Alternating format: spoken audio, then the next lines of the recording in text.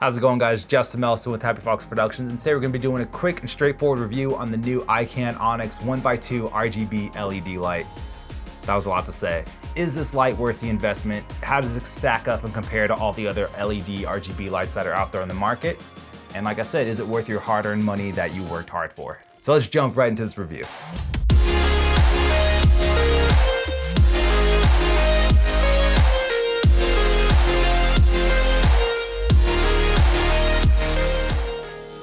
All right, so let's get straight to the point.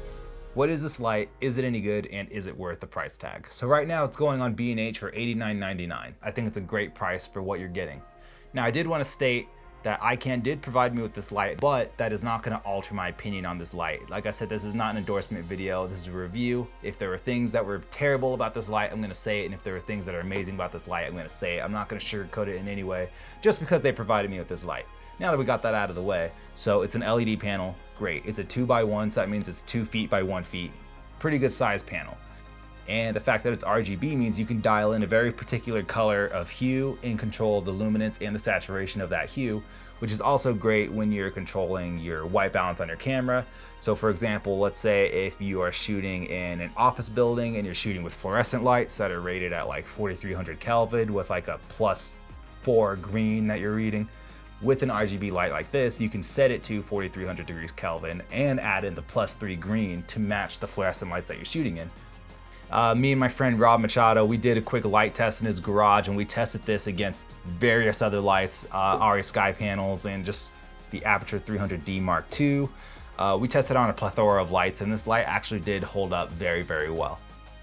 As a key light or a fill light or a kicker, this light does pack a punch. Again, I wouldn't compare it to like a Gemini or a Sky panel or a 300D Mark II, but again, two totally different price ranges. As you can see with these examples here, I was shooting at 120 frames a second at a 90-degree shutter angle.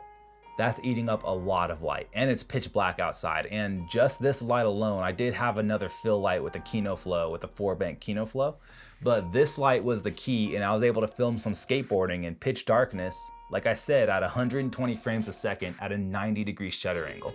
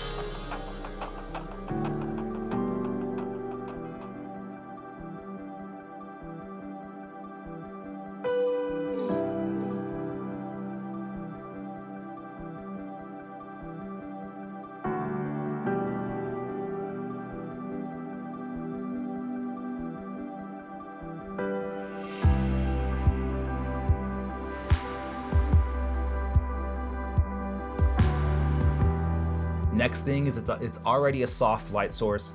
This is a shot with just the bare LED panel, but it's still kind of harsh off the bat, but it's a diffused harsh. If you look at the shadows going from her nose, we kind of have a little bit of a Rembrandt light going.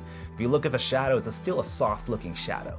And then once I added on a layer of diffusion and then another layer of diffusion, it's a really creamy, nice, soft light source. So with that said, right off the bat, it's already soft, which is great. For an LED panel, it's already got a layer of diffusion on top of it. It's already a soft light, which I love. Now the cool thing about this LED panel is that it comes with some built-in effects that you can use. There's TV static, police, lightning effects, you name it. There's a pretty good list of effects that are built into this, that are pre-programmed into this light. The built-in effects on here aren't things that I would really see myself using.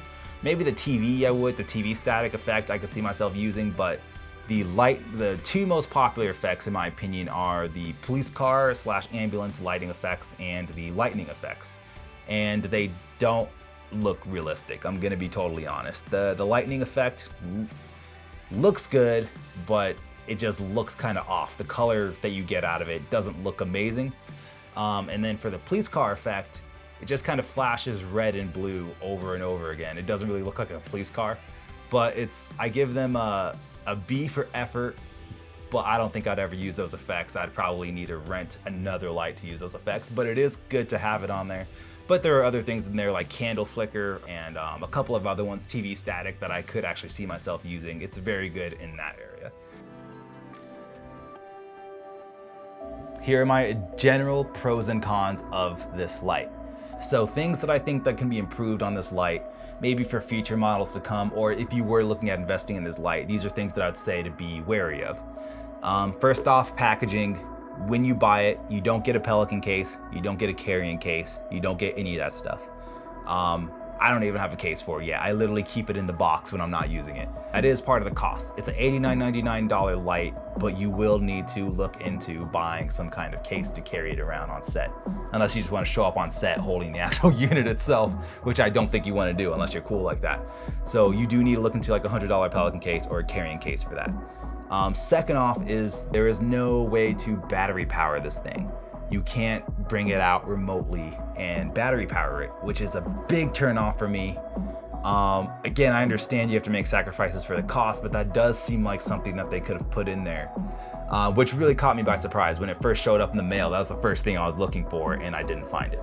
So unfortunately, if you do want to power this thing remotely, you will need like a Honda generator or some kind of hot brick or something to plug into to provide power for it, which isn't the biggest turn off, but it's a little bit of a turn off. And I'm really trying to think of what I didn't like about it. That's really it. I'm gonna be honest, there's not many things about this light that I don't like. There are other light panels that, yeah, you could get all those accessories and more, but they'll run you $5,000 or $4,000 or $8,000. This runs you $89.99, not even $1,000. Now let's talk about things that I do like about it. What I do like about it, it's light. Like I said before, it's only 11 pounds. You can haul with this thing for a while. It's really light. It does come with a grid, so you can kind of compress the beam angle so it's not so spread out. You can kind of compress it right onto your subject, which is also great. And it's, like I said, it's very intuitive, it's very easy to use, it's very bright. I mean, there are so many good things I could say about this light, but like I said, I don't want you to think this is an endorsement. It's not an endorsement. This is just my honest thoughts on it. If I was a filmmaker or a corporate videographer or even a photographer or someone who's looking to get a nice LED panel that's soft, it has RGB capabilities, I would definitely consider looking into this one. Like I said, there are some limitations, but you do make up for that with its affordable price. To wrap up, final thoughts. I think Ikan did a pretty good job, and I want to thank them a lot for providing me with this light so I could do this review. Hopefully there'll be more reviews coming in the future. But anyways, you guys, thank you so much for watching. My name is Justin Nelson with Happyfox Productions, and I'll see you guys next time.